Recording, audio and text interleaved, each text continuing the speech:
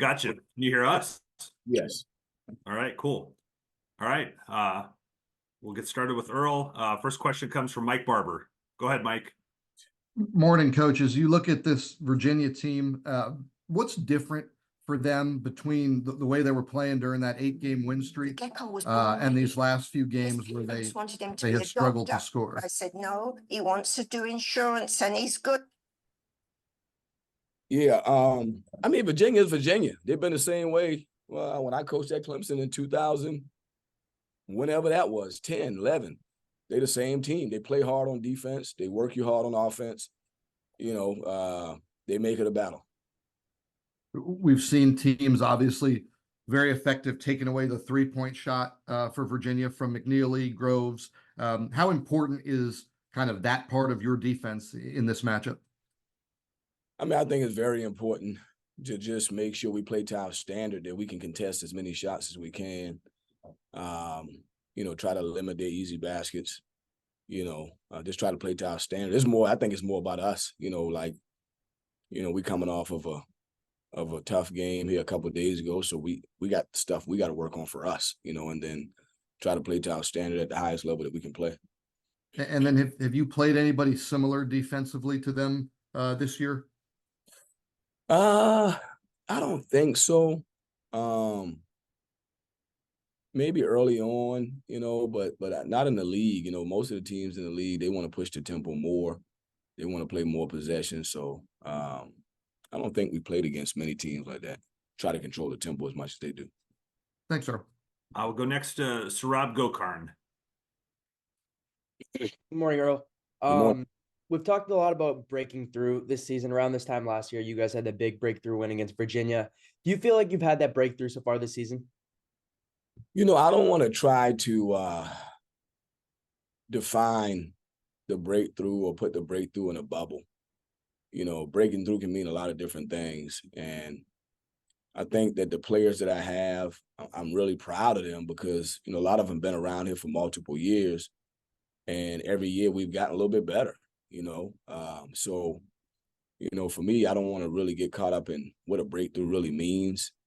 I think we're still searching to be our best team that we can be. You know, we had some very good positives in our last game with different players, individuals who, you know, we were in a tough situation and guys really played the last 10 minutes and really made that game competitive and scored the ball and defended. So we're just trying to pursue our best, you know, coming down the stretch.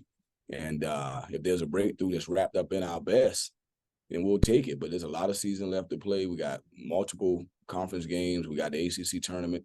And so we just trying to get better. We got to get better today. And you kind of touched on that a second ago, but is this something that's rooted more in process and more in results? I think it's the result. A lot of time when you look at a breakthrough, you're probably going to point to a result. Okay, what's the final result? But I think for us, we got to stay focused on the process. And we got to know that we're doing the right things every day in practice. We can't get discouraged. And we got to trust that God got a plan for our team, you know, and for me and the players. And so just got to keep plugging away at it, keep working at it, keep a good attitude, remain, you know, keep having good effort, stay together. You know, all those things are the things that we got to do. Jerry DePaula, go ahead, sir. Good morning, Coach Grant. Thanks for your time. I was wondering, going off what happened at Wake Forest on Saturday, what can the ACC do as a league to prevent that type of thing from happening again? I think I'm not 100% sure on how I feel about should we ban court storming or should we keep it going? I mean, yeah, maybe there should be fines. If, you know, a league has a fine if your team's storm the court, I think there's some validity to that. But I think the students and the players at certain teams, when they have big wins, they want to celebrate. And so I think what we have to maybe plan better for it and have a exit plan for the opposing team, so they can get out of there safely.